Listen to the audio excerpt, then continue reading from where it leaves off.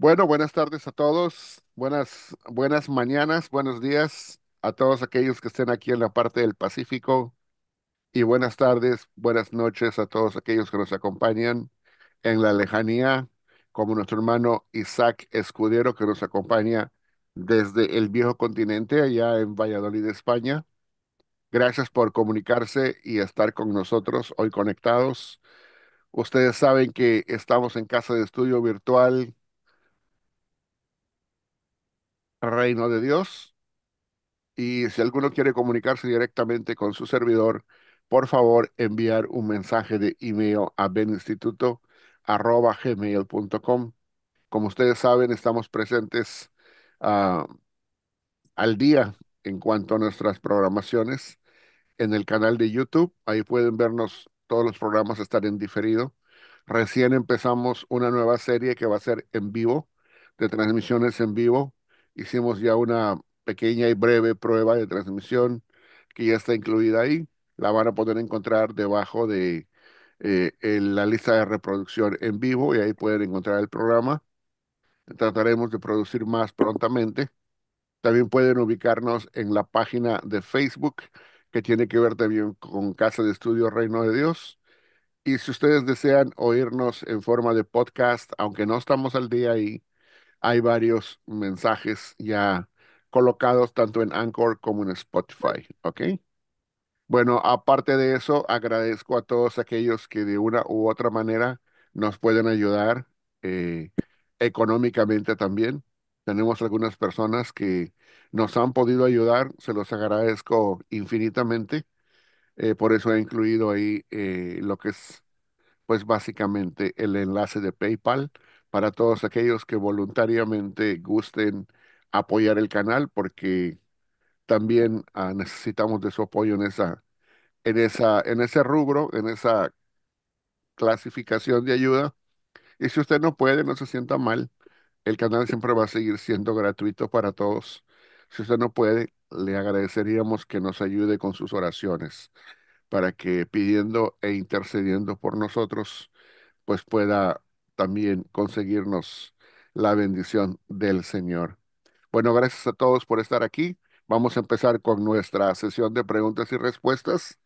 Y vamos a darle una bienvenida a nuestro personaje del día de hoy, a nuestro gran querido y amado pastor y teólogo John Sens. ¿Puede cerrar su micrófono, por favor? Se lo agradecería mucho, hermana Gladys. Si puede cerrar su micrófono. Gracias. Muchas gracias. Brother John, are you there? I'm here. Okay, so we'll come to you. So you know the drill. What we're going to do is I'll just go to the questions as we have them one by one. I will read them in Spanish, then in English, and then you will be ready to answer each one of them. And as you know, try not to go too far advanced into the statements so that I do not forget what you said at first. Okay, Right. but we will Sure. try to go not simultaneous translation, but we will take the time to translate and try to do our best in regards to that. Vamos a empezar con las preguntas, leyendo Yes. primero el español, luego el inglés y luego trataré de traducir lo mejor que pueda para poder ir respondiendo las preguntas. Así que la primera pregunta es la que viene. The first question is this one. Número uno, ¿es la práctica de diezmar un mandamiento de la ley de Cristo para nosotros hoy, bajo el nuevo pacto? Si lo es, ¿por qué sí? Y si no lo es, ¿por qué no? Question number one, is the practice of tithing a commandment in the law of Christ for us today under the new covenant? If so, why? And if not, why not? Mm. Go ahead. Yeah, this is a very important question Esa es una pregunta muy importante, because obviously tithing is the backbone of the way most churches think of giving. porque pues el diezmo es la columna vertebral de cómo las iglesias piensan acerca del dar, del contribuir. If tithing disappeared, many churches would fear that they would go out of business. porque si el diezmo desapareciera, muchas iglesias pues estarían llenas de miedo de que pues ellas también saldrían del negocio. They depend on tithing very heavily to meet their budget. Dependen de lo que es el diezmar tremendamente para poder salir adelante con su presupuesto. So I would like to make the following basic points. Así que me gustaría hacer los siguientes puntos básicos.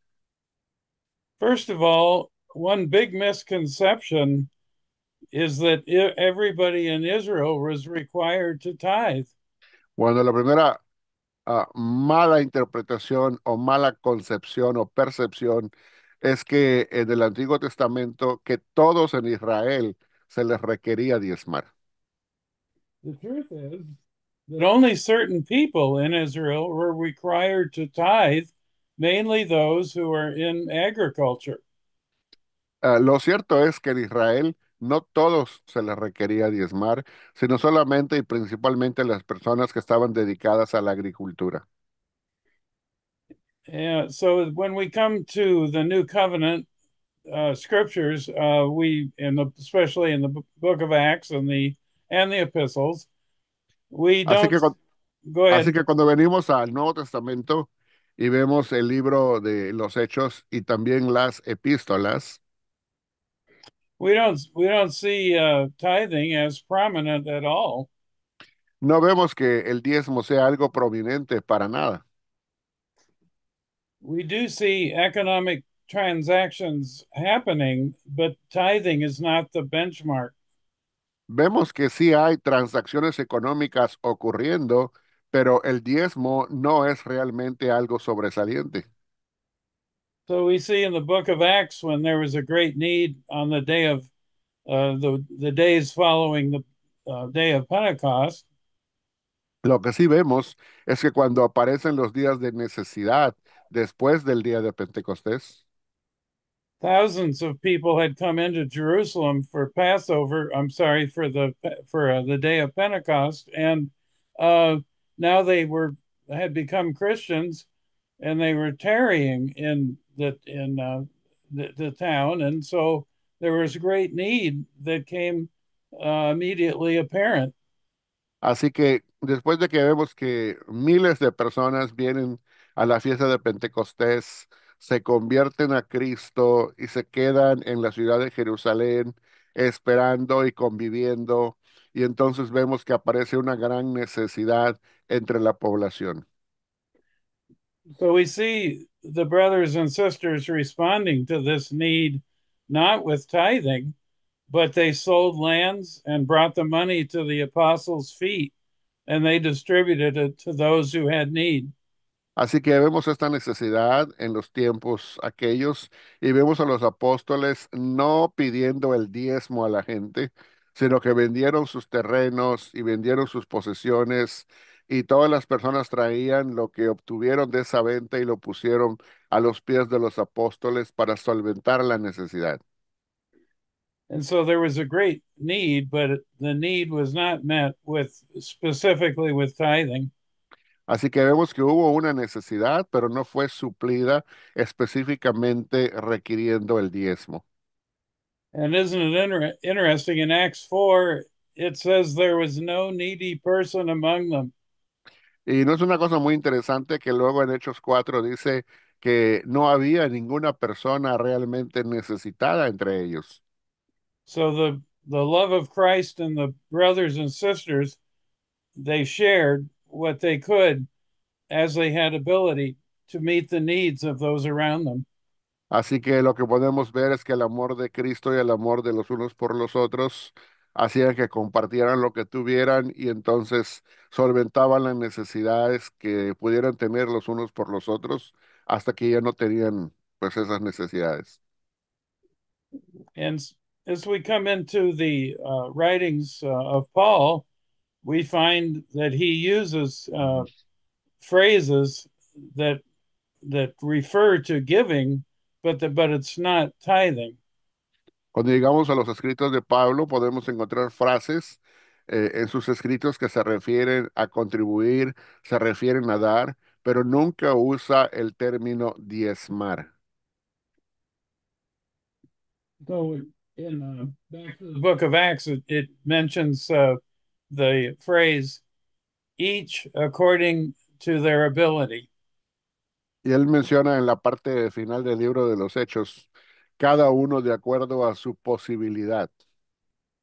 And so Paul says the Lord loves a cheerful giver, Así que Pablo dice que Dios ama al dador alegre. and he also says that uh, give according to how the Lord has prospered you. También dice dar, contribuir de acuerdo a como el Señor te ha prosperado. And so it's the love of Christ motivating people to give generously. Así que es el amor de Cristo lo que motiva a las personas a dar generosamente. There are no percentage points attached to new covenant giving. El dar bajo el nuevo pacto no tiene ningún tipo de cantidad de porcentaje establecido para ello. Of course, Jesus did not give 10%. Jesus gave his whole life. Obviamente Cristo no dio su 10%, no dio su diezmo, Él dio el 100%, dio toda su vida. And so, likewise, if we're going to give in a new covenant way, then we should be not thinking in terms of percentage points, but how the Lord has prospered us so that we can help others. Así que si vamos a pensar en términos del nuevo pacto, debemos pensar no en términos de porcentajes, sino en cómo realmente el Señor nos ha prosperado para poder ayudar a los demás. And in Ephesians 4, Paul says that if you used to steal, don't steal anymore, but work with your hands so that you'll be able to share with those in need. Y claro, en Efesios 4 dice que si tú robabas, pues ya no robes más, sino que trabajes con tus manos para que tengas con qué ayudar, con qué contribuir a aquellos que tienen necesidad. So I think that pretty well summarizes the new covenant view of giving. It's supposed to be generous and reaching out to need, and as the Lord has prospered us, we give to others. Creo que esto resume bastante bien nuestra posición sobre el diezmo en el nuevo pacto, que tiene que ver con el amor hacia los demás y el poner generosamente en cuanto a ayuda a los demás de lo que hemos recibido de parte del Señor. It's it's interesting that when you read the New Testament, in terms of the letters written to the churches, you just don't see tithing popping out. It doesn't. It's not. It's not prominent. Tithing is mentioned a few times, not in a way of teaching the brethren how to give, but it's in other settings. Es interesante que cuando llegamos a los escritos del Nuevo Testamento, especialmente cuando llegamos a las epístolas, no encontramos nada en ellas que nos diga que el diezmo es algo que se deba requerir, ni tampoco se menciona en el contexto de enseñarlo.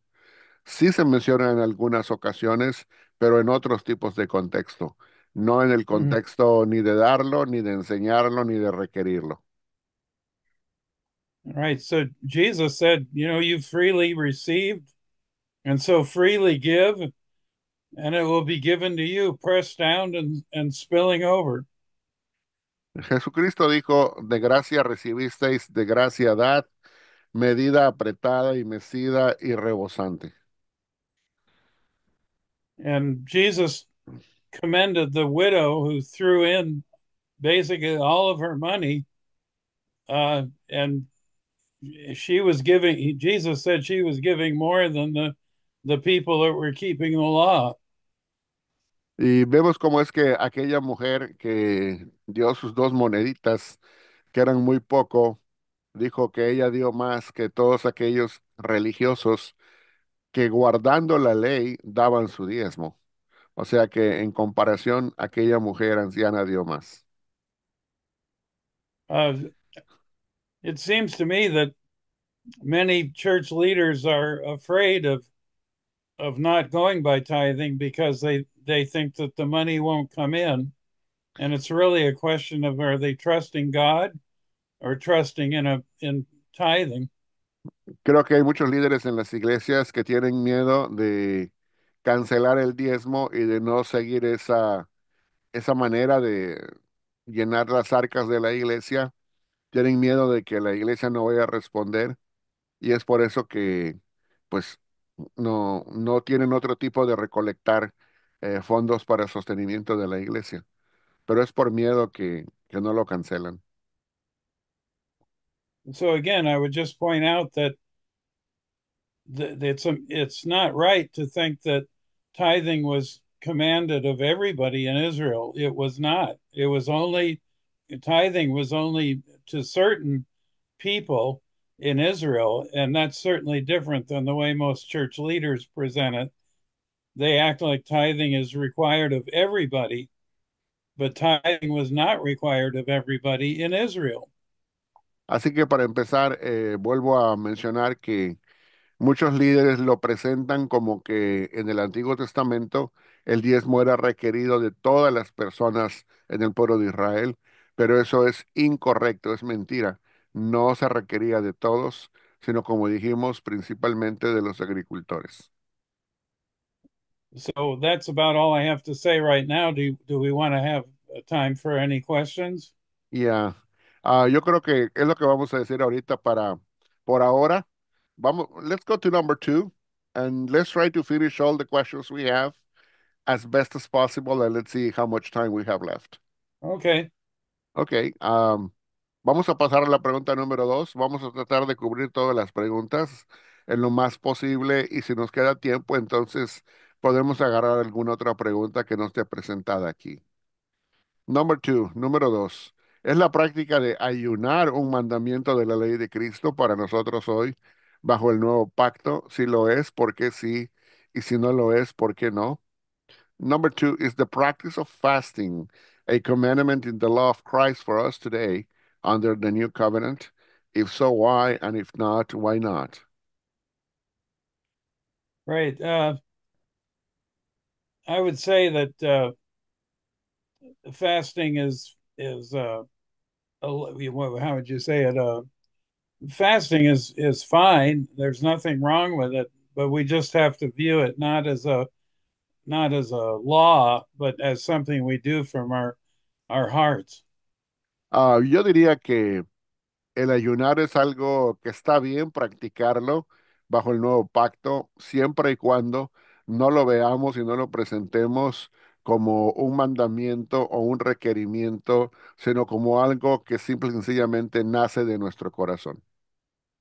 Uh, Obviously, Jesus said, "When you fast," and then he gave certain things that were the wrong way to fast, and I guess you'd say the right way to fast.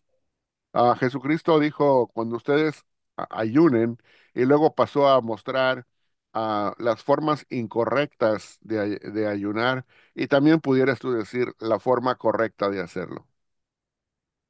It seems to me that fasting can be part of our lifestyle. I mean, we're free in this. It's a freedom. We're not commanded, to fast one day a week or anything. When there's no rules given, but fasting seems to be something that draws us closer to the Lord, and perhaps we bring specific things on our hearts to Him when we fast.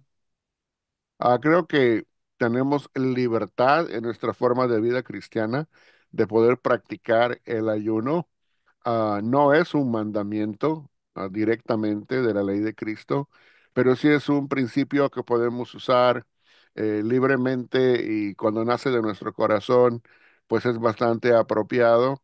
Y cuando no es un requisito o no es un mandamiento de la ley, entonces tenemos libertad, ya sea de hacerlo o no hacerlo. Obviously, people can go astray thinking that by fasting, God is going to love them more, or He's going to give them more. In other words, we shouldn't think of fasting in terms of getting something from God. It's just something that we set aside our eating in order to focus on the Lord or focus on needs that are on our hearts, something like that. But it shouldn't be a compulsion. That would miss the whole point. El ayunar no debe ser algo compulsivo porque eso pues anularía todo el punto. ¿Qué queremos decir con eso? Que una persona no debe de pensar que ayunar le va a hacer más agradable a los ojos de Dios o le va a hacer conseguir algo de parte del Señor de una mejor forma. No se debe de utilizar para conseguir algo de Dios, sino simple y sencillamente es una práctica que la hacemos libremente para al no estar ingiriendo alimentos, podamos concentrarnos y acercarnos más al Señor y es más que todo un beneficio. Pero no se debe de ver como algo regulado, como algo legislado. You want to go to number three? Yeah, let's move on. Okay, we're gonna get into the heavy stuff now. Vamos a movernos le digo, vamos a movernos a algo que es un poco más pesado. Dice, número 3, la vigencia de los 5 ministerios mencionados en Efesios 4. La pregunta ¿es una estructura gubernamental vigente para las iglesias bajo el nuevo pacto? Si lo es, ¿por qué sí? Y si no lo es, ¿por qué no? Question number 3, is the fivefold ministry mentioned in Ephesians 4 still a standing governmental structure for the churches under the new covenant? If so, why? And if not, why not? Mm. Now this is a hard question to do justice to. Esta es una pregunta bastante difícil para hacerle justicia. Mm. I think the it says in the text that the Lord has given these gifts for the building up of the body, so that the body will do the ministry. And so I think I think these gifts still exist, but I have a lot of problem with the way they come to expression, in our day. Bueno, el texto dice directamente que los dones fueron dados para la edificación del cuerpo de Cristo y que estos dones, si existen el día de hoy, y yo pienso que sí existen hasta el día de hoy, deben ser para lo mismo. Con lo que sí no estoy de acuerdo es con la forma en la que se expresan o cómo son expresados estos dones en la práctica de las iglesias del día de hoy. It seems like there's a lot of people who are calling themselves apostles and prophets, but it's questionable whether the Lord has set them up as apostles and prophets. Yo creo que hay personas que se llaman a sí mismos, se autonombran apóstoles, se autollaman y se autonombran profetas, pero yo dudo mucho que el Señor mismo sea el que los haya puesto o establecido como apóstoles y profetas para hoy. Uh, uh, uh, the uh, the let's see the and of course the another little problem is that there's hardly anything said in the New Testament about what an evangelist would involve. There's not really any big description of what that entails. Um, so it's people again pack into that word whatever they want, but it may not be exactly what was meant in the New Testament. Y también tenemos lo mismo en cuanto al término evangelista. El Nuevo Testamento no hace una descripción de lo que implica o conlleva el ser un evangelista. Las personas empaquetan dentro del término lo que les parece que debe de ir. Unos le ponen, otros le quitan, pero realmente no hay una definición sobre lo que un evangelista debe ser el día de hoy, ni tampoco lo hubo en cuanto al tiempo pasado. Y eso trae otro problema. it seems to me what is missing in all this is that in the early church, gifts came to expression in local churches, and those gifts were recognized. And what is missing to me is that most people who call themselves apostles and prophets and evangelists have never been uh, tested, you might say, or functioned in a local church where their gifts have come to expression, and then the body recognizes that. Yo creo que el problema fundamental es que no ocurre el día de hoy como ocurría en los tiempos originales, que los dones cuando eran dados o fueron dados como una expresión para edificación del cuerpo de Cristo a personas que localmente eran reconocidas, localmente eran probadas en su don y luego localmente eran instituidas en sus oficios o en sus funciones. Y eso es algo que no ocurre el día de hoy porque las personas no vemos que primero pasen por esa prueba en sus iglesias locales para después llevar a cabo el ministerio, sino que se saltan todo ese proceso. So I personally think that the the ministries that Christ gave in there in Ephesians 4 are important, but it seems to me there's so much unscriptural baggage attached to these words that you have to really dig a dig a bit before you can really determine what's really an apostle and a prophet and an evangelist. It's just not, there's just so much confusion that there needs to be careful discernment in all of this. Yo creo que esas palabras, apóstoles, profetas, etcétera, sí tuvieron y tienen una presencia en el Nuevo Testamento, en las Escrituras, pero para el día de hoy, ya le han puesto tanto equipaje extra, una carga extra de significado a estas palabras en sus definiciones, que uno tendría que realmente que cavar en la Biblia, o sea, indagar, como para poder darse cuenta de qué es lo que significa realmente un apóstol o un profeta, etcétera. Cosa que lo hace más difícil, ¿verdad? Y pues comparado con el tiempo antiguo, no es lo mismo.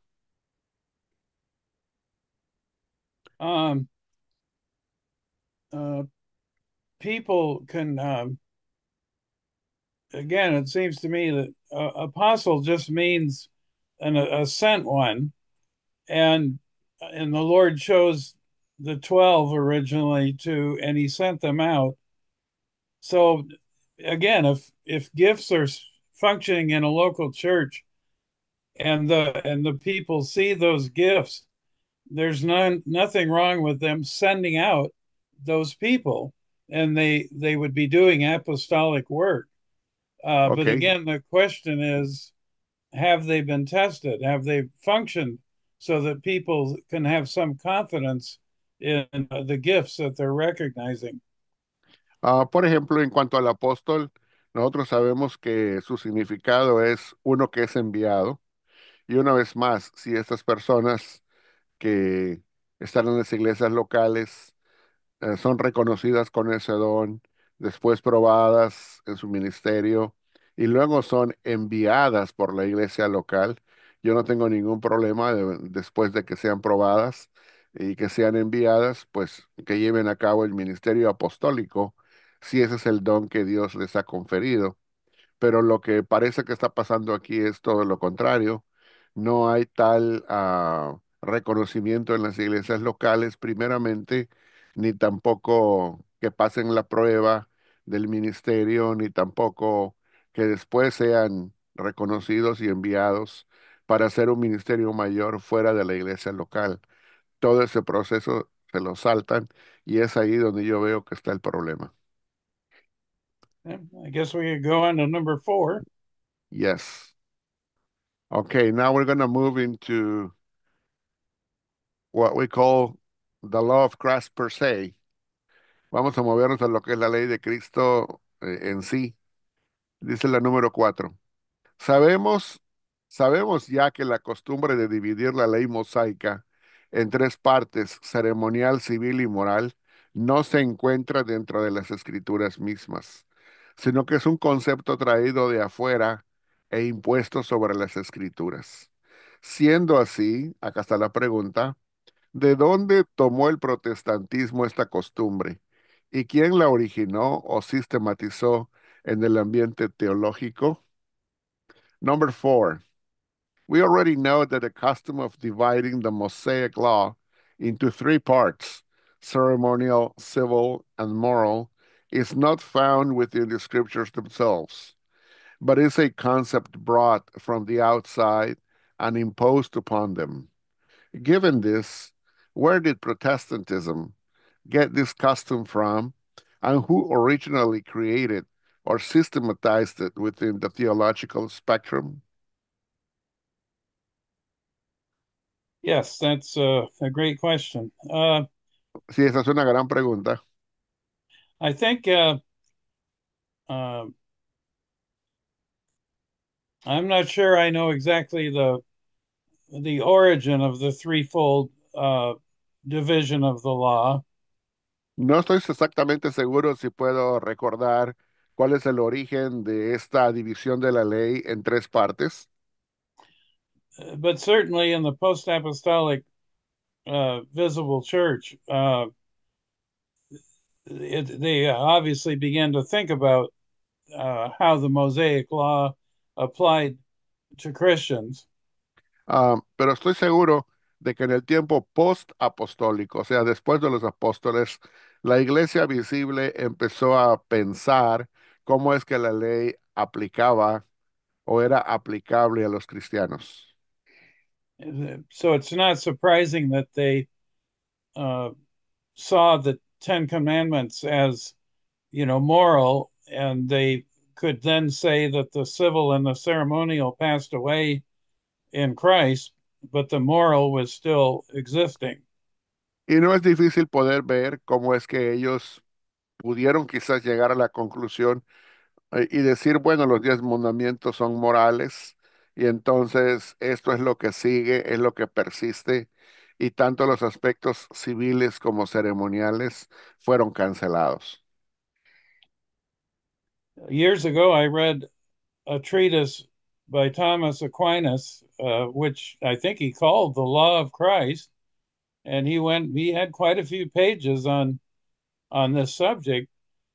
And overall, I thought he did a pretty good job. I can't remember a lot of what he said, but I know that I thought it was pretty good. But the point is, he saw a difference, between the law of Christ and the Mosaic law. But of course, he still wanted to bring the Ten Commandments in as the moral basis. But nevertheless, he saw that Christ had brought a new order, a new covenant, and he developed that pretty well, considering his where he was in history. But anyway, it's certainly in the time of the Puritans in the 1600s. That's where I see the threefold division come to prominent expression. Ok, años atrás tuve la oportunidad de leer un tratado escrito por Tomás de Aquino en el cual él hablaba de lo que era la ley mosaica en sus tres partes, ceremonial, civil y moral. Y eso me causó bastante y buena impresión de cómo es que él hizo esa división, por así decirlo, o hablaba de una división de tres partes. Y al mismo tiempo que él hacía eso, él reconoció en ese escrito que la ley de Cristo era algo diferente a la ley mosaica. Sin embargo, él todavía seguía con la idea de que la parte moral, o sea, los 10 mandamientos, debían ser traídos de vuelta al tiempo de lo que es la iglesia y que era para la iglesia.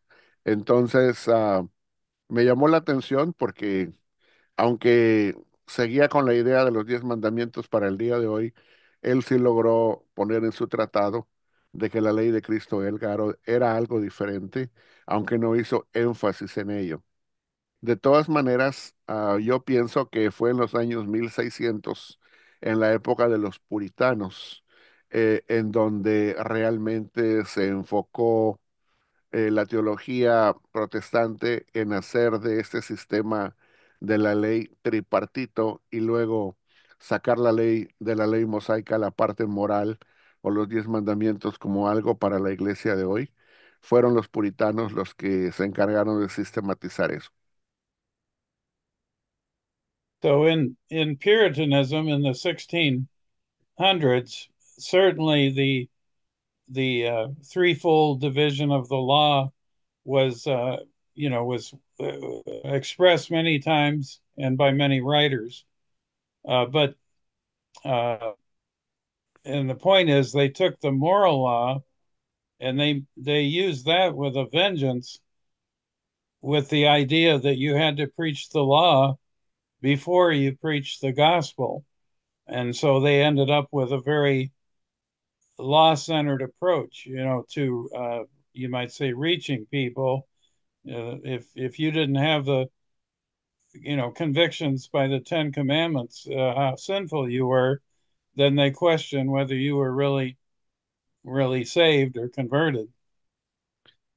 Y básicamente es en el tiempo del puritanismo en donde nosotros podemos ver que ellos tomaron este sistema de tripartito de la ley y utilizando la parte moral de esto, o sea, este un tercio de la ley, que es la parte moral, en la parte que ellos enfatizaban muchísimo, era de que la parte moral de la ley debía ser predicada antes que el evangelio.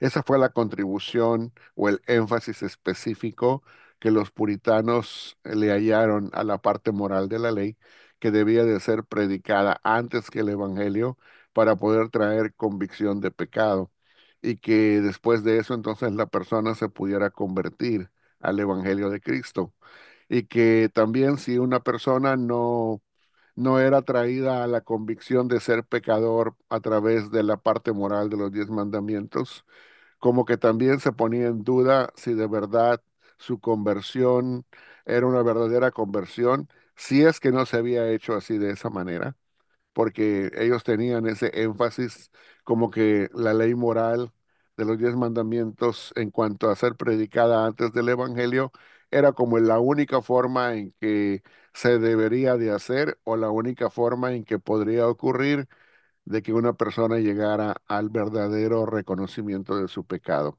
para poder luego ser salva en Cristo. So for sure, the Puritans articulated this custom of separating the Ten Commandments from the rest of the law, and using the threefold division was certainly prominent in their theology. And I would say that they seem to be the ones who developed it the most. Sí, diría yo que son los puritanos los que tomaron este sistema de la ley mosaica, lo dividieron en 3 partes, la hicieron tripartita y entonces enfatizaron la parte moral de la ley para el día de hoy.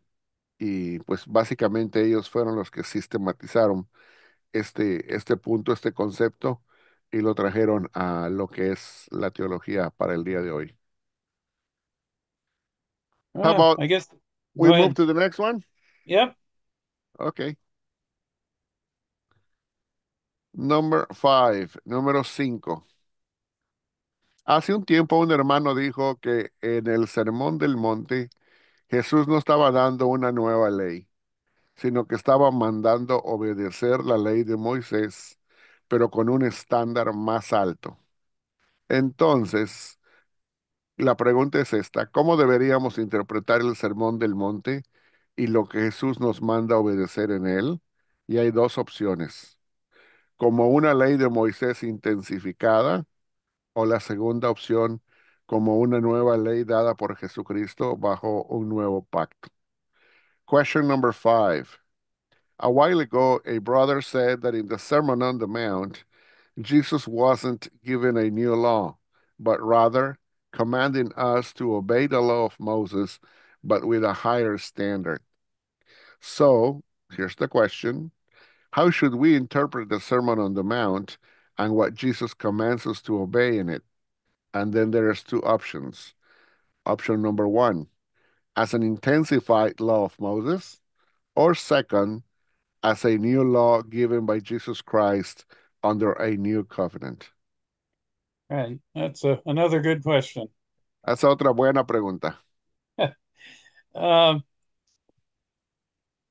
Obviously, when Jesus came, he was bringing a new order, a new covenant, but there was an overlap, obviously, with the old covenant. So, in other words, it seems to me that Jesus was making it clear that he was in continuity with the law and the prophets, but he was also bringing something brand new in a sense, a new covenant, and that this new covenant would have its uh, commandments built into it, you might say, as the new commandment that he gave, love one another as I have loved you. Bueno, cuando Jesucristo vino, Él trajo un nuevo orden, un nuevo pacto, una nueva creación, pero al mismo tiempo debemos darnos cuenta que hay un traslape o una superposición de un pacto sobre el otro, en el sentido de que hay una continuidad del pacto antiguo con el pacto nuevo, pero al mismo tiempo también hay una discontinuidad en cuanto a que hay nuevos mandamientos y nuevas ordenanzas traídas por Jesús dentro de su propia ley, como por ejemplo el mandato que él dio de amarnos unos a los otros con este nuevo estándar que es como yo os he amado. Entonces debemos darnos cuenta de que existe esta situación.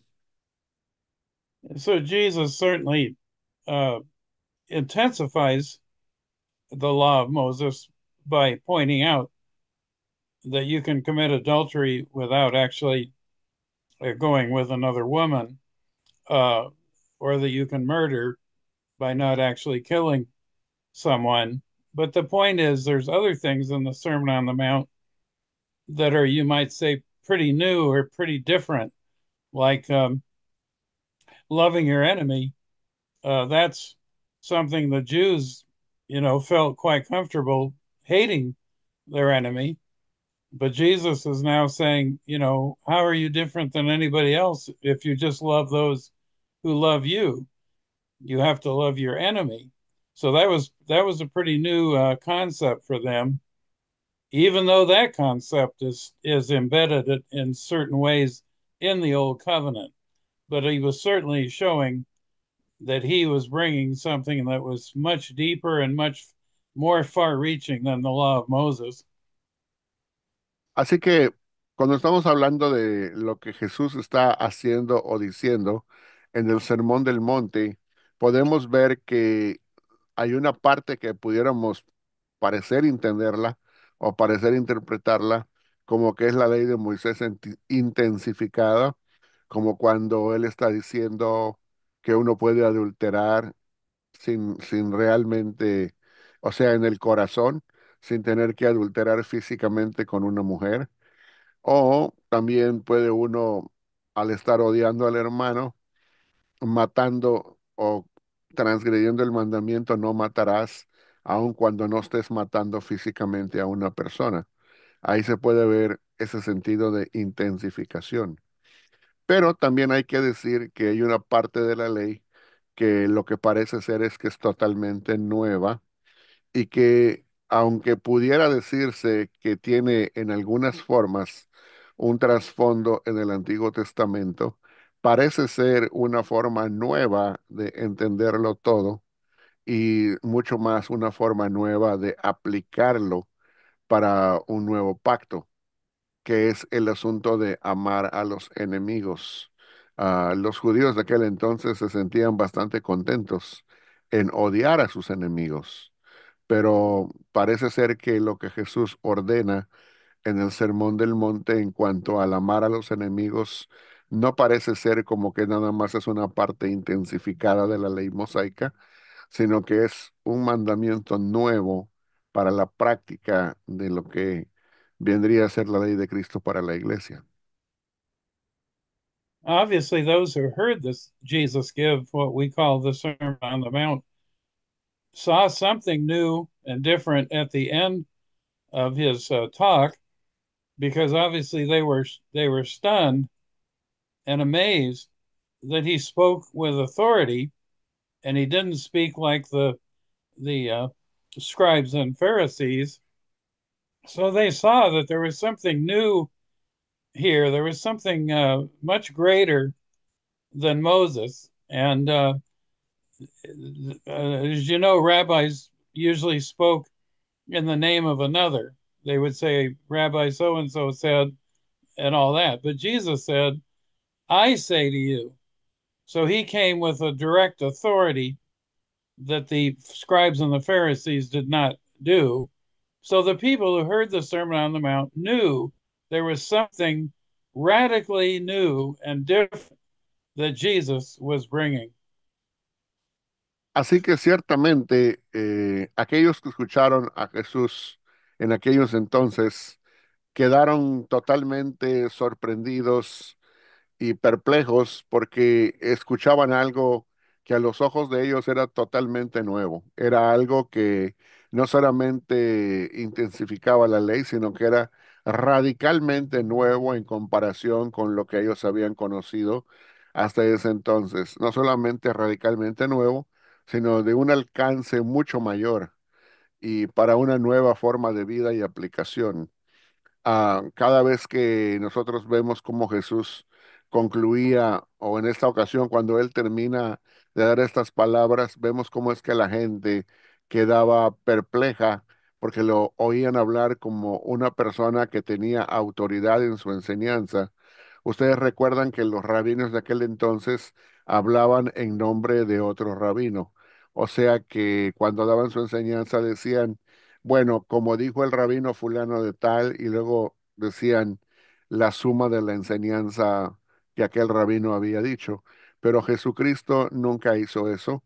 Él decía, ahora yo os digo, o sea, él utilizaba la frase o la palabra yo os digo. La palabra yo hace que todo sea intensificado o concentrado en su persona y eso hacía que la gente que lo escuchara lo entendiera como algo con una radical nueva autoridad para una radical nueva interpretación de la enseñanza. We'll be saying more about things along these lines when we come to one of the questions coming up.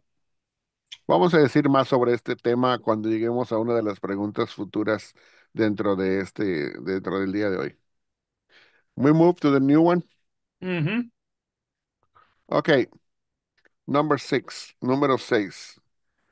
Existen en la Biblia hebrea pasajes específicos que predigan o que profeticen, por así decirlo, que el Mesías traería una nueva ley o una ley nueva.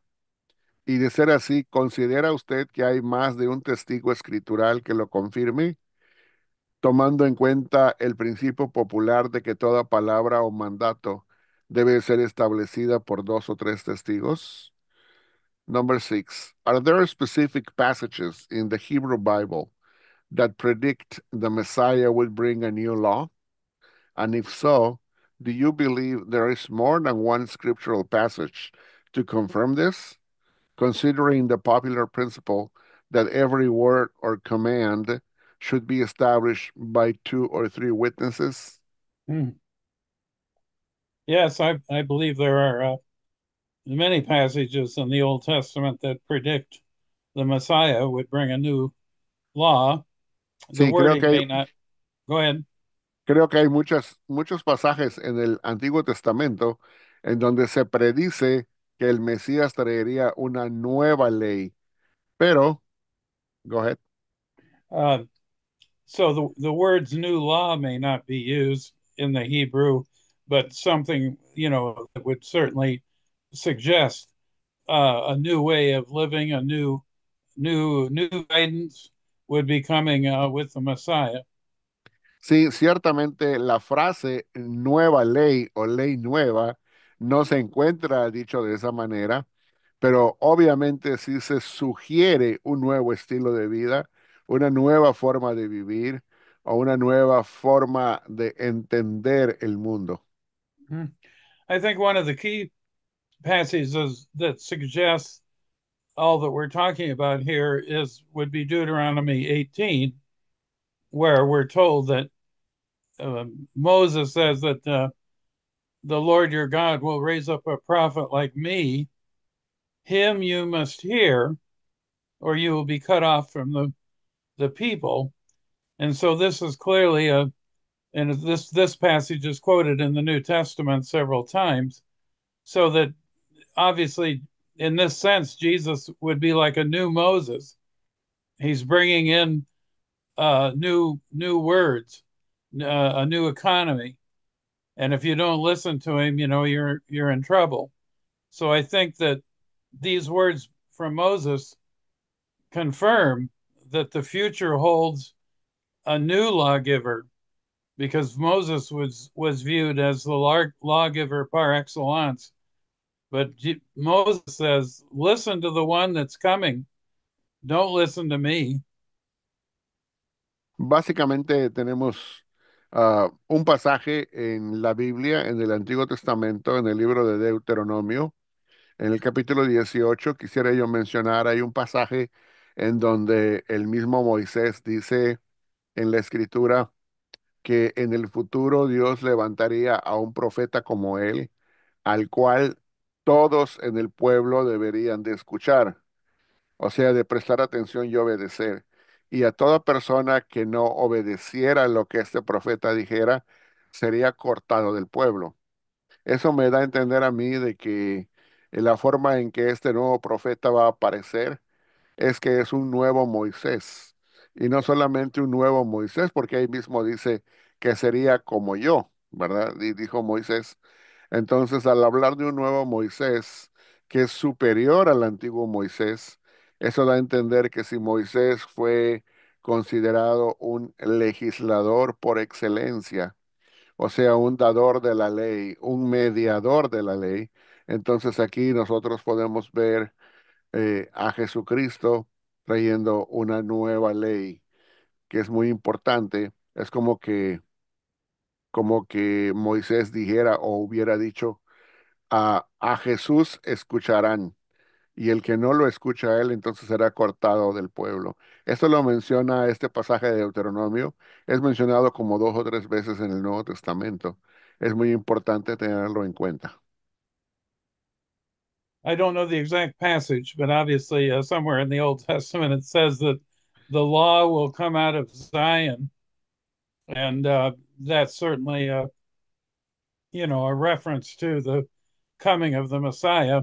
Um, and the idea, of course, in the New Covenant in Jeremiah 31 is that there will be a new covenant, and this new covenant will involve all will know me from the least to the greatest, and I will put my laws in their heart.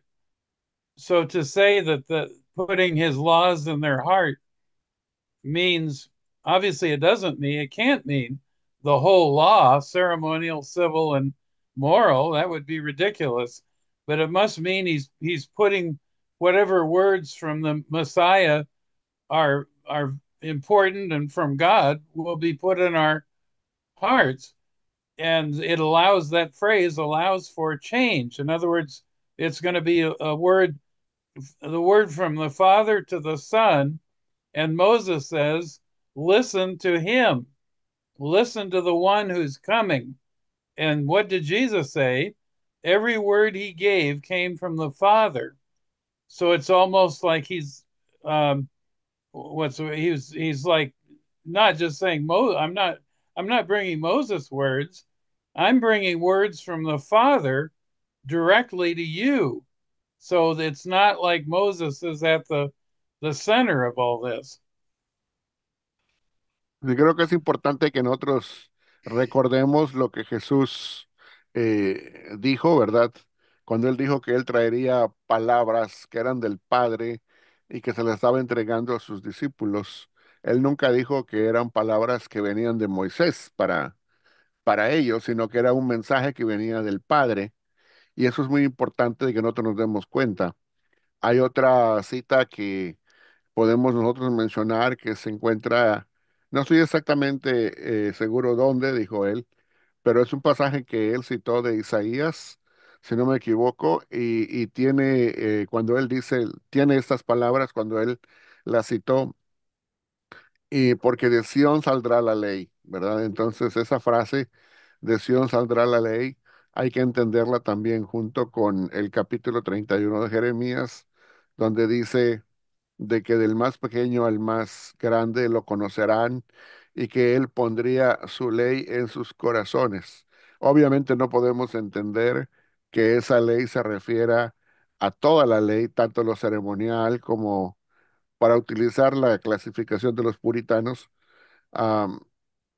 toda la ley, tanto lo ceremonial, lo civil y lo moral. Eso sería algo ridículo, sino que ahí se está refiriendo a esa nueva ley que saldría de Sión, que entendemos que viene a ser las palabras del Mesías, porque se refiere a la nueva ley que el Mesías traería, a las palabras que el Mesías enseñaría, que son palabras que vienen directamente de su Padre. Y eso da flexibilidad para entender esto de que esta nueva ley que Cristo traería era un mensaje que tenía la intención de venir directamente desde el Padre también. In John 13, Jesus says, "A new commandment I give you, that you love one another." And that, of course, refers to the cross, as I have loved you on the cross.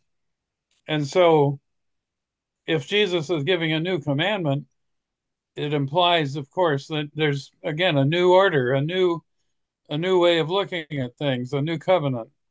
So, what uh, a new commandment implies that that there's a different way of looking at things.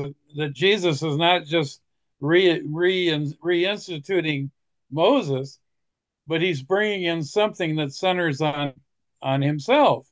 And a new commandment, obviously, the command to love is old, but the command to love as I have loved you is new, brand new, because it's a new, as we'll discuss later, it's a new Exodus. And so he's bringing a new people out of the land of sin and bondage and bringing them into the land of of peace and the power of sin is broken. So anyway, the it's clear that the word new, it doesn't just mean we're bringing in the old, and putting some decorations on it. It means that it's something new. It's a well, Paul calls it, a new humanity. He uses the word new to show that it's something that's not been on the scene until now. Ok, bueno, en el capítulo 13 del Evangelio de Juan, nosotros encontramos cuando Jesús dice que nos amemos los unos a los otros como Él nos ha amado. Obviamente Él se refería no solamente al amor que nos había mostrado hasta ese momento, sino específicamente al amor que mostraría muriendo en la cruz por todos. Y ese amor podemos nosotros inferir de esa primera parte que nos amemos unos a otros. Eso se encontraba en la ley mosaica. Lo que no estaba en la ley mosaica era totalmente la segunda parte, que era una parte radicalmente nueva, donde dice, como yo os he amado. Ese como yo os he amado es algo totalmente nuevo que implica un nuevo orden de cosas, un nuevo entendimiento de las cosas, una nueva creación y un nuevo pacto. De manera que, pues eso implica un nuevo legislador también. Y lo que debemos entender aquí con este nuevo mandamiento es que iba a ser para una nueva forma de vida, una nueva creación, que es lo mismo a lo que se refiere el apóstol Pablo cuando habla en Efesios capítulo 2, cuando dice de que de los dos pueblos creó una nueva humanidad. Esa nueva humanidad corresponde a ese nuevo pacto, el cual él vino a formar. Entonces, el mandamiento de que os améis unos a otros no debe estar centrado en el antiguo pacto ni en Moisés, sino que debe estar centrado únicamente en Cristo, porque él dijo, como yo os he amado. Y eso pertenece al nuevo pacto, no al antiguo. Guess we can go on to 7. Yes. Ok, number seven, número 7. Se suele afirmar que en los escritos del Nuevo Pacto o Nuevo Testamento solo existen dos referencias explícitas a la ley de Cristo, una en Gálatas y otra en Primera a los Corintios. Sin embargo, ¿considera usted que desde Mateo hasta Apocalipsis existen más alusiones o desarrollos implícitos de esta ley? ¿O realmente se limita únicamente a esas dos menciones directas? Number 7. It is often stated that in the New Testament writings, there are only two explicit references to the law of Christ. One in Galatians 6:2, and another one in First Corinthians chapter 9. However, do you believe that from Matthew to Revelation in the New Testament, there are more allusions to or implicit developments of this law? Or is it really limited only to those two different mentions? Hmm. Direct mentions, sorry. Right. Yeah. The again the concept of authority resting in Jesus and the law coming forth from his mouth from the Father is certainly a theme that runs through the whole New Testament. But Ciertamente, ciertamente el hecho de que Jesús y las palabras de autoridad que salen de su boca como una nueva ley es un tema que está a lo largo de todo el Nuevo Testamento en los escritos. Y eso pues es una referencia a las palabras de él, a su autoridad y al mensaje que viene a traer de parte de su padre. uh, but those two references are very important because in the Galatians passage, of course, he's specifically rebuking the Galatians for going backwards under the law, which the false teachers were saying. And in the Corinthians passage, he's specifically showing how his ministry can reach out to all people groups because he is in law to Christ, and so he's not under law, and he's not without law, like the Gentiles are without law, and the Jews were under law. But there's a third category, and that's the believer. The believer is in law to Christ. So that's a pretty central concept. It means that that the believer has to view himself as where he get you might say where he gets his law is from Christ, and that's what he is to focus on. And so if somebody says, "Well, you're under the law," no, the believer is not under the law. Well, you're out. You're without law. No, I'm not without law. My law is love. As Jesus loved me, I want to love others, including my enemies. Bueno, es muy importante, como hemos dicho, que aunque el concepto está en muchas partes del Nuevo Testamento, también hay que mencionar que estas dos menciones directas o específicas, tanto en Gálatas como en Primero los Corintios, son muy, muy importantes. La primera en Gálatas porque ahí Pablo está básicamente rechazando y atacando lo que es la enseñanza de los falsos maestros judaizantes que trataban de hacer a los Gálatas que ellos retrocedieran en su camino cristiano para volverse a poner debajo o bajo la ley de Moisés, cosa que no tenían que hacer. Y la otra es en primero los Corintios, en donde el contexto es que Pablo está defendiendo de que es un apóstol para todas las naciones o para todas las personas, dando esa instrucción.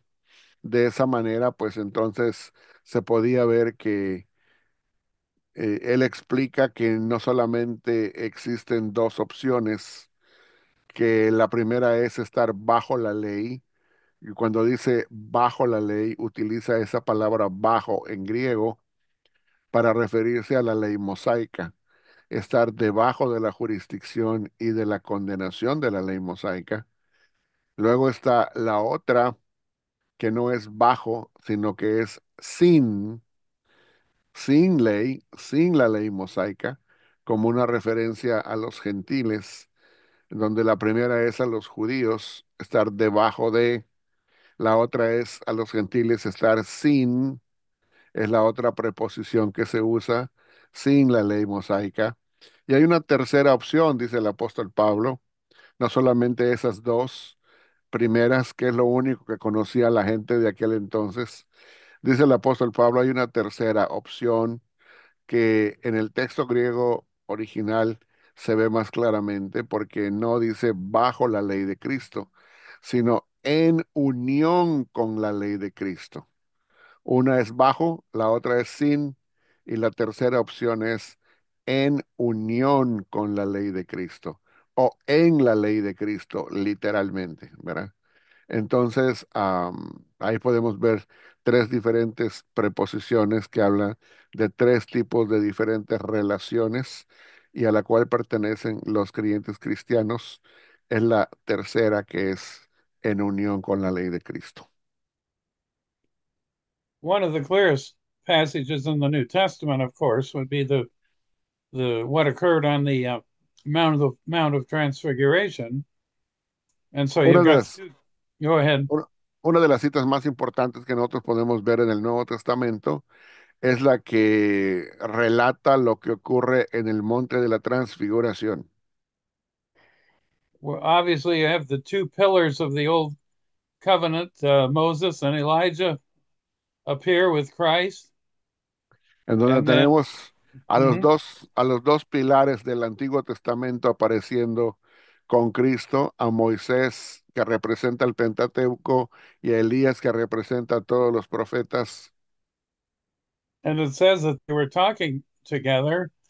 And interestingly, in Luke 9, the word used there is they were talking to him about the Exodus that he would accomplish in Jerusalem.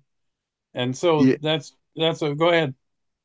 y eso es bastante interesante porque según el registro de Lucas capítulo 9 se menciona que tanto Moisés como Elías estaban hablando con Cristo acerca del éxodo que estaba por ocurrir en Jerusalén. And so the they mentioned the Exodus, and so then of course the Shekinah glory cloud appears and envelops them, and the disciples are terrified, and they look up, and Moses and Elijah disappear, and Jesus alone is left. And the Father says, "This is my beloved Son, hear him," which is an echo of Deuteronomy 18.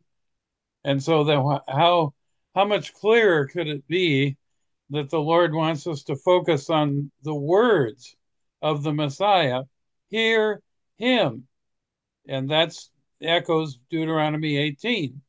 So that passage just shows beyond doubt that the Lord wants us to focus on Jesus, not on Moses. Así que, hablando de este incidente, podemos ver cómo después de que el éxodo es mencionado, y se refiere al éxodo del pecado, como todos sabemos, cuando es mencionado en el monte de la transfiguración, dice que inmediatamente la nube de gloria, la Shejinah, envolvió a todos los que estaban allí en ese momento Y cuando Pedro y Juan y Jacobo levantaron la vista, dice que al tratar de ver a través de la nube, al único que pudieron ver, porque solamente él quedó de los tres que estaban platicando, los otros dos se los había llevado la nube, el único que quedó fue Jesucristo, y entonces aparece esta voz del cielo que dice, este es mi Hijo amado. Y luego dice directamente y muy explícitamente, dice, a él oíd, que es un eco de lo que se dijo en Deuteronomio 18, que es a él a quien deberíamos de oír. Entonces, ¿qué indicación más directa necesitamos que las palabras mismas del Padre aquí en Lucas, diciéndonos a nosotros la iglesia, de que es únicamente en Cristo a quien debemos de oír? Es al Mesías a quien debemos de escuchar y obedecer y fijarnos en lo que Él nos enseña y nos manda y no fijarnos en Moisés. Mm. Uh, Obviously, the general passages that uh, in Luke 24 that say that Jesus opened up the Moses, the Psalms, and the prophets, showing all the things concerning himself. And Jesus, other words, Moses wrote of me, and John 5, search the scriptures, for they are they which testify of me. It's clear that the Old Testament is permeated with the centrality of Jesus Christ. Obviously, it's a bit veiled in most cases, but still, the Old Testament is about Jesus, and Jesus affirms that very clearly. Ahora es interesante como vemos dos pasajes más en el Nuevo Testamento. El primero en Lucas capítulo 24, donde habla de todo aquello que estaba escrito en la ley, en los profetas y en los salmos, que debía cumplirse respecto a él, al Mesías. No dice respecto a Moisés. Entonces es muy importante que veamos eso, porque él es el cumplimiento de todo lo que estaba profetizado en la ley mosaica y en el resto de todos los profetas que conforman en su totalidad el canon del Antiguo Testamento. Y también podemos ver el otro pasaje en capítulo 5 de Juan del Evangelio, en donde Jesús mismo dice, porque donde les dice a los discípulos, perdón, le dice a los que estaban escuchándolos, a él, ustedes escudriñan la escritura porque les parece a ustedes que en ella pueden encontrar la vida eterna y sin embargo no quieren venir a mí para tener esa vida, porque Moisés testificó acerca de mí, dice un pasaje. Entonces ahí claramente podemos ver a través de las palabras de Jesús que él dijo que Moisés testificó acerca de Cristo. Y es obvio que si lo buscamos en el Antiguo Testamento, vamos a encontrar que Cristo es algo central en el Antiguo Testamento, nada más que está algo velado, no está tan claro para muchas personas, pero es porque todavía no han recibido el entendimiento. Cuando una persona recibe el entendimiento, entonces puede ver a Cristo en diferentes partes del Antiguo Testamento de una manera mucho más clara. I think the Galatians 6:2 passage again is so significant because Paul is rebuking the false teachers for wanting to put the burden of the law on people. And he tells them that if you put that burden on yourself, you become a debtor to do the whole thing and you're cursed. So what does he tell them? Bear one another's burdens, and thus you will fulfill the law of Christ, which is love. So again, the Moses law is unfulfillable. The Christ law is fulfillable. The Greek there is very heavy. It says it's anaplerao. It means fully fulfill. So of course the Mosaic law can't be fulfilled. Period. But the law of Christ can be fulfilled when you love other people and care for them.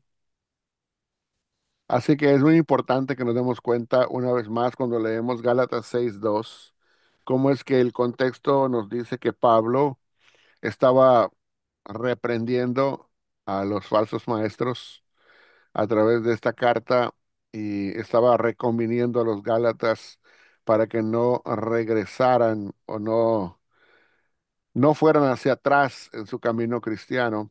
Dice, porque si hacen eso, pues entonces quedarían en deuda con la ley y tendrían que cumplir toda la ley, lo que obviamente no podrían hacer, quedarían faltos al final del día.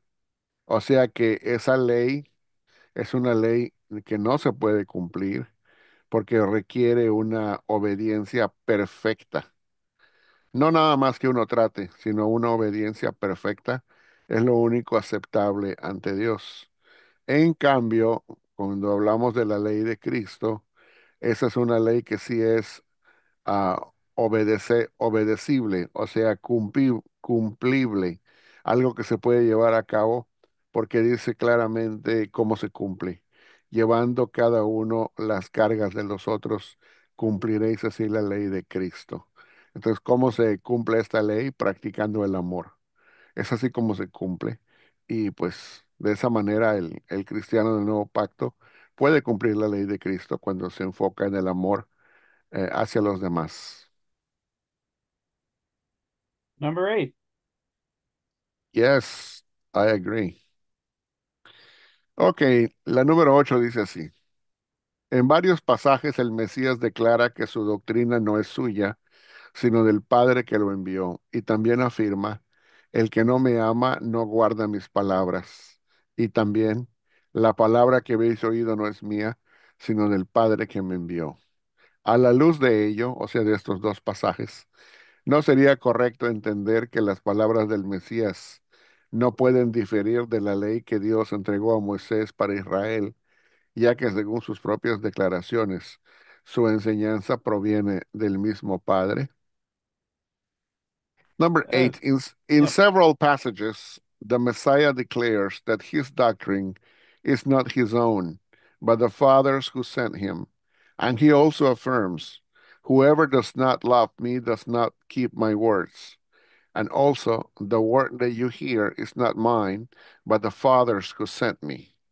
In light of this, wouldn't it be correct to understand that the Messiah's words cannot differ from the law that God gave to Moses for Israel, since, according to his own statements, his teaching comes from the Father himself?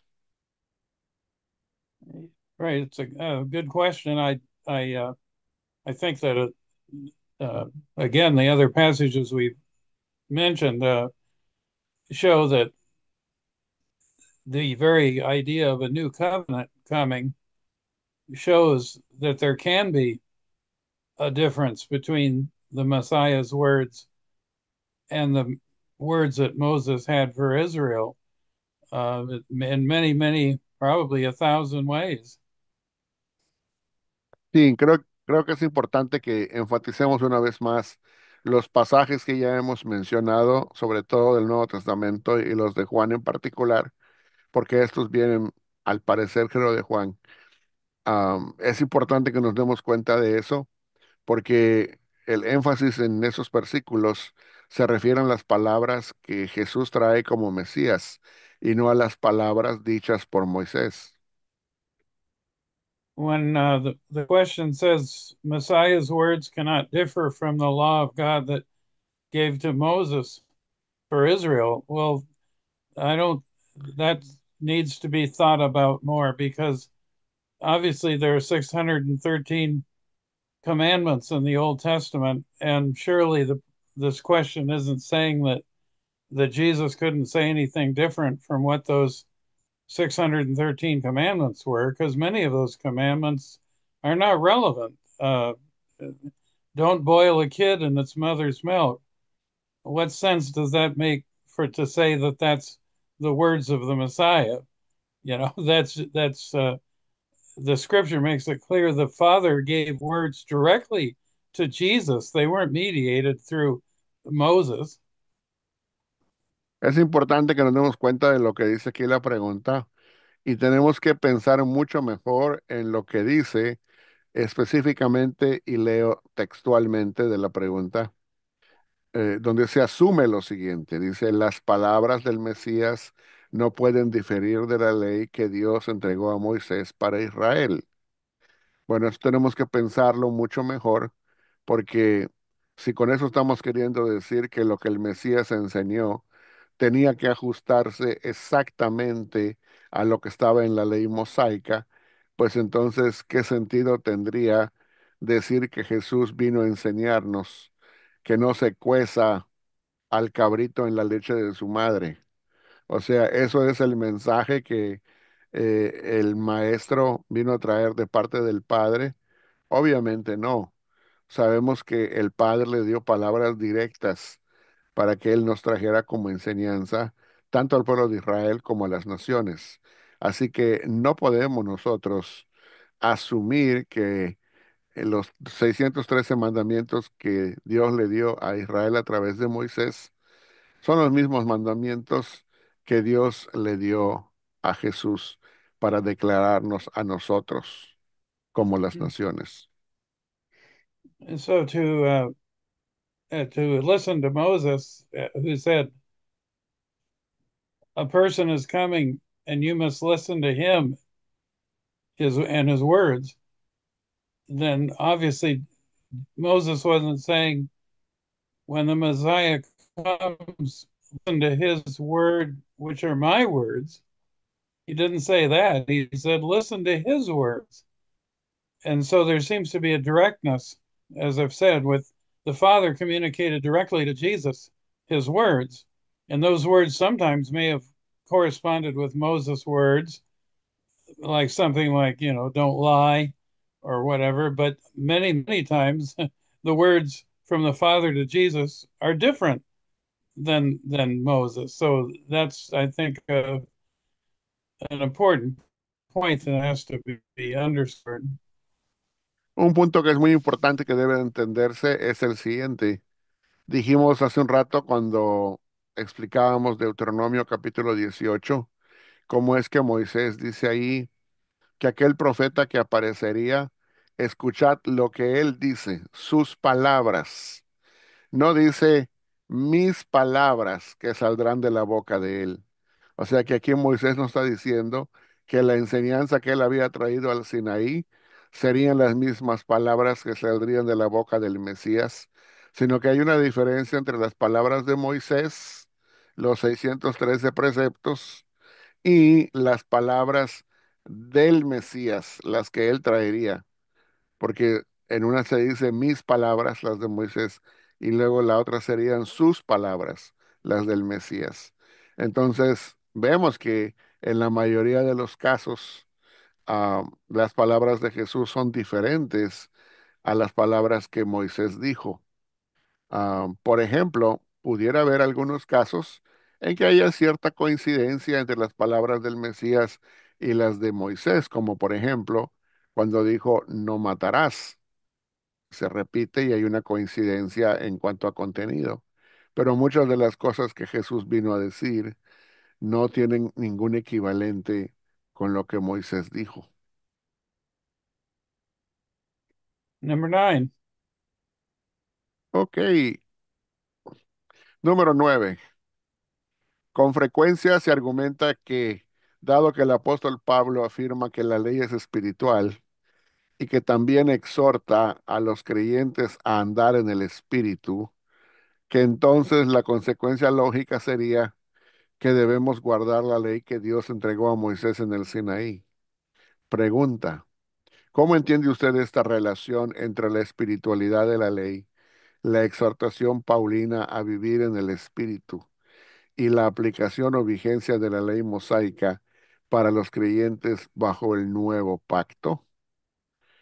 Number 9, it is often argued that since the Apostle Paul states that the law is spiritual and that he also exhorts believers to walk in the Spirit, then the logical consequence would be that we must keep the law that God gave to Moses at Sinai. Question: how do you understand this relationship between the spirituality of the law, Paul's exhortation to live in the Spirit, and the application or validity of the Mosaic law for believers under the new covenant? Hmm. Well, one thing for sure in Galatians 5, Paul specifically says that if we walk in the Spirit, we're not under the law. So, being, go ahead. Una cosa muy específica que tenemos que mencionar, como dice en Gálatas 5, cuando Pablo dice que si caminamos según el Espíritu, entonces ya no estamos bajo la ley. So, uh, when Paul says the law is spiritual, the total context shows, however, that the law also his Paul's statements are not positive; they're negative. He says the law kills, the letter kills. He says that that which was intended for life brought death. So, in other words, it's the law is spiritual. Just means that it's more than just a what just a commandment. It's something that goes beyond that. But there are other perspectives that have to be considered in this because you can't equate the law as spiritual with believers walking in the spirit.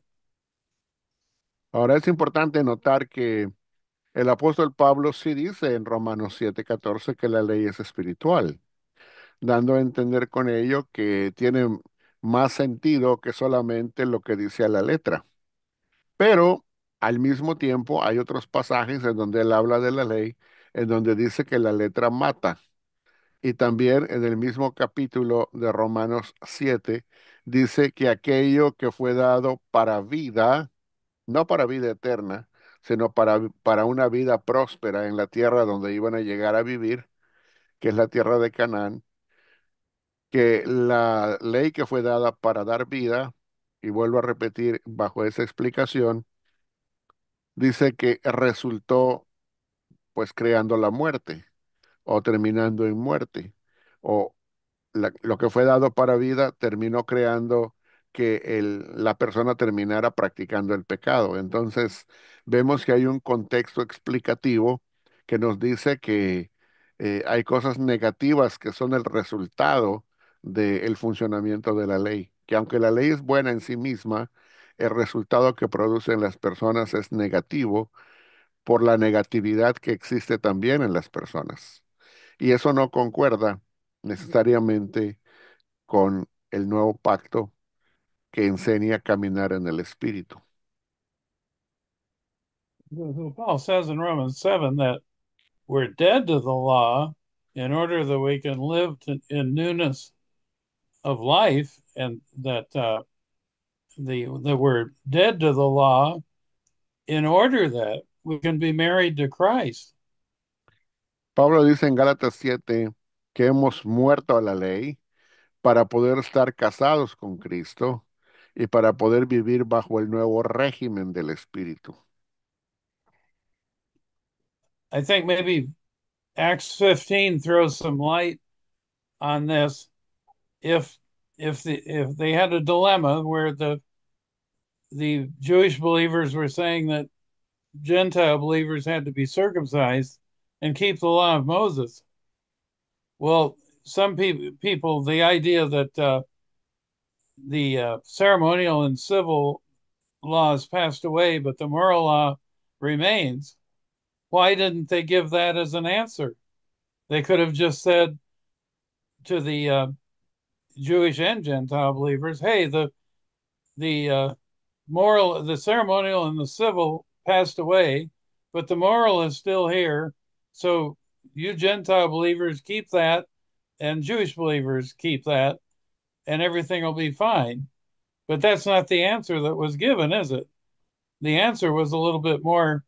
What would you say? You could say it's a little more complex, but it's very straightforward, and that is really the answer is you're not under Moses, but in order to work out this situation, don't eat things strangled with blood and avoid fornication. They just give a few comments and they leave it at that.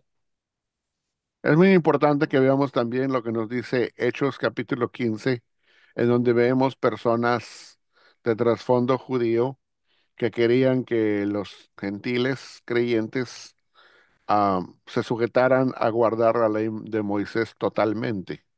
Ahora sabemos por las conclusiones que ahí aparecen que hubiera sido mucho más fácil que después de la deliberación, si es que quisiéramos seguir el patrón teológico que nos han tratado de imponer, de que hay una ley tripartita que dos tercios se cancelan, el ceremonial y el civil, pero queda la parte moral vigente, hubiera sido tan fácil que los apóstoles hubieran dado como resolución final. Ustedes saben que dos tercios de la ley queda cancelada, pero que lo moral queda vigente. Entonces, hubiera sido tan fácil decir, ya que ustedes saben que lo moral es lo único que queda vigente de la ley, pues entonces guarden lo moral, dando a entender los 10 mandamientos y otras prácticas morales más que hay esparcidas por toda la ley. Y le hubieran dicho también a los judíos, ustedes también sigan guardando esa parte moral porque es lo único que queda. Y así, pues hubiera sido tan fácil que lo hubieran dicho de esa manera, si es que eso tenían en mente. Pero nosotros sabemos que no fue eso lo que tenían en mente, ni ese patrón de división tripartita en la que existía en aquel entonces, sino que la respuesta fue mucho más compleja. Les dijeron que solamente guardaran unas ciertas pocas cosas y que se mantuvieran haciendo eso y que todo saldría bien. En pocas palabras les dijeron que no estaban y no tenían que sujetarse a Moisés y a su instrucción como algo, como que fuera el pacto por el cual deberían de seguir viviendo bajo ello. Yeah, number 10. Ok, dice así la número 10. En Romanos 3:31, I like this one. En Hmm. Romanos 3:31, Pablo afirma, luego por la fe invalidamos la ley en ninguna manera, sino que confirmamos la ley. Pregunta, ¿cómo debe entenderse esta declaración? ¿A qué ley se refiere Pablo en este pasaje? ¿A la ley dada en el Sinaí? ¿A un principio más amplio? ¿O a otro tipo de confirmación dentro del marco del nuevo pacto? En inglés dice, number 10, in Romans 3:31, Paul states, do we then nullify the law through faith? Not at all. Rather, we uphold the law. Question. How should we, pardon, excuse me, how should this statement be understood? To which law is Paul referring in this passage? Option one, the law given at Sinai. Option two, a broader principle. Or option three, some other kind of confirmation within the framework of the new covenant. Hmm. Yeah, this is a passage that's more often than not misunderstood. Este es un pasaje que más que nada es muy malentendido. So Paul is basically saying that in this passage, and the law that he's referring to, I would say, is the whole Old Testament, is what he has in view. Yo diría que este pasaje, primero que nada, debemos decir que la ley que él tiene en mente es toda la ley representada del Antiguo Testamento. What parts of the Old Testament that Paul just use in this context to show that the law is the Old Testament is upheld? Dice, ¿cuál parte de la misma ley del Antiguo Testamento utilizó Pablo para mostrar que la ley debe de ser sostenida o mantenida?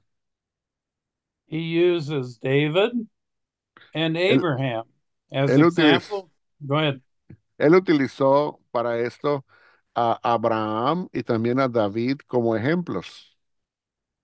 So he uses Abraham and David as examples of people who were justified by faith, not by works.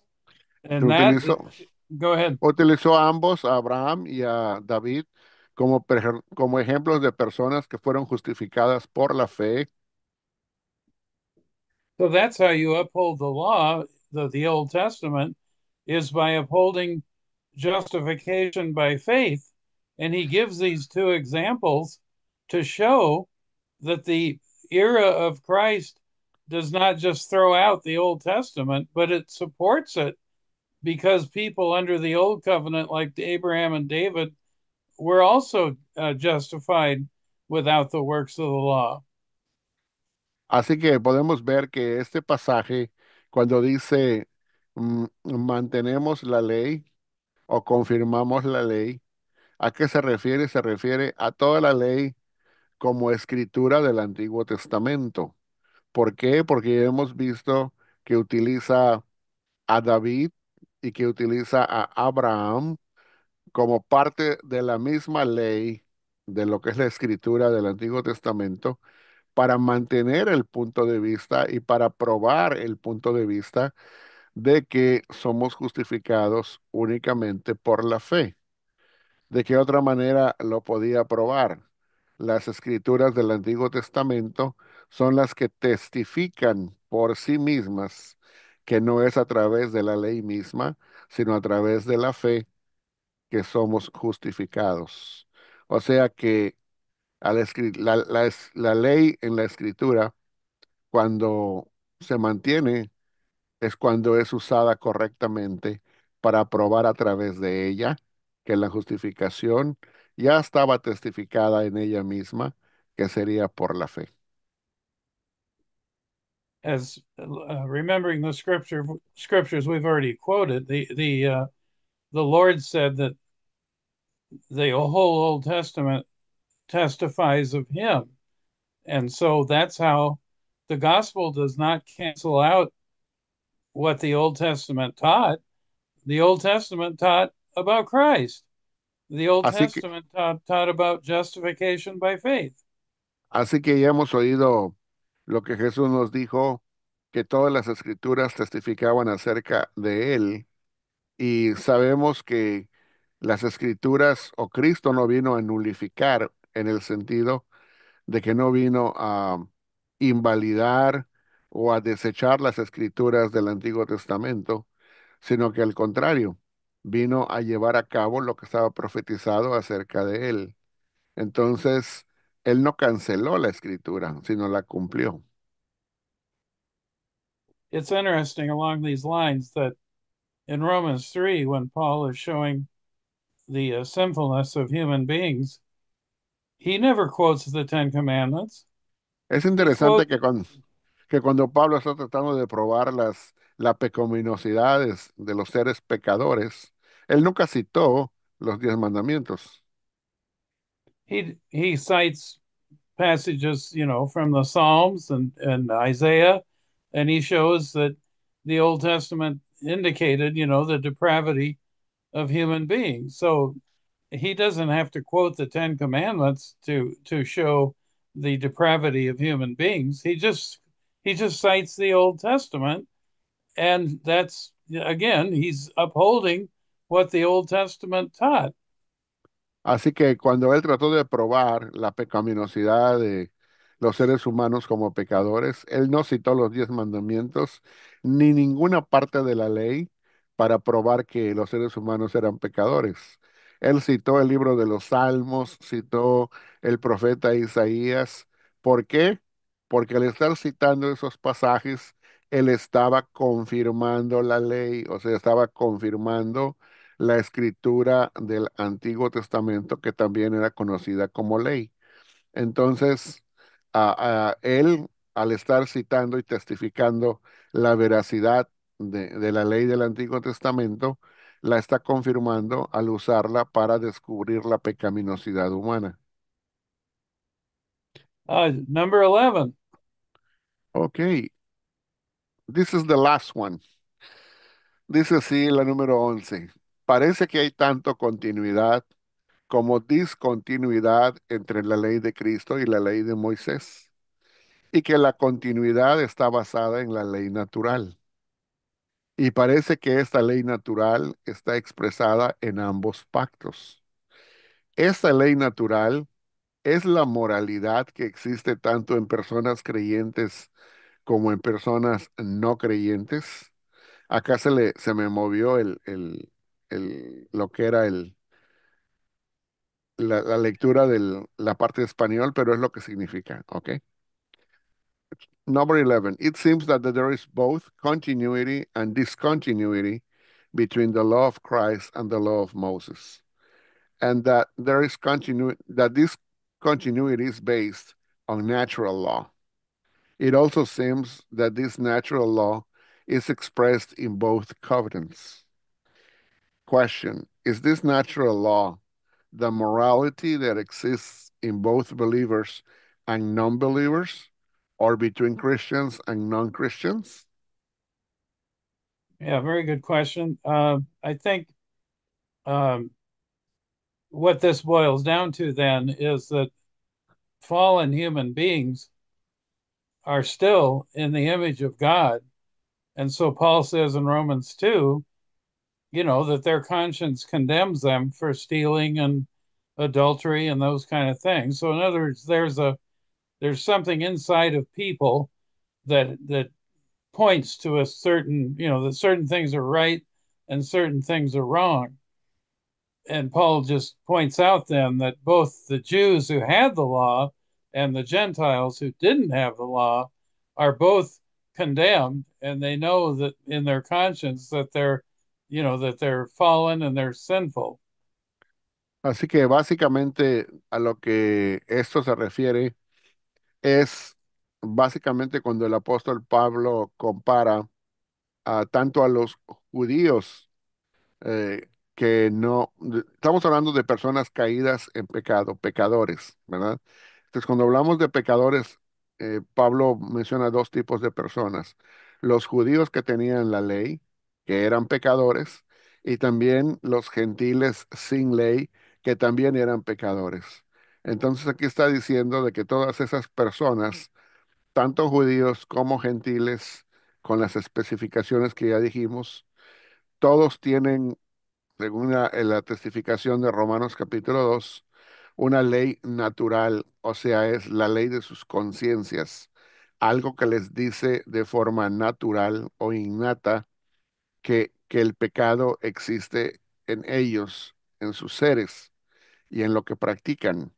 Esto es lo que Pablo está mostrando en el capítulo 2 de Romanos.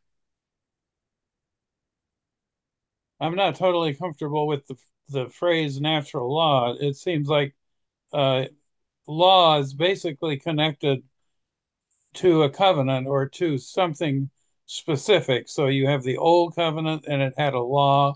You have the new covenant and it has a law.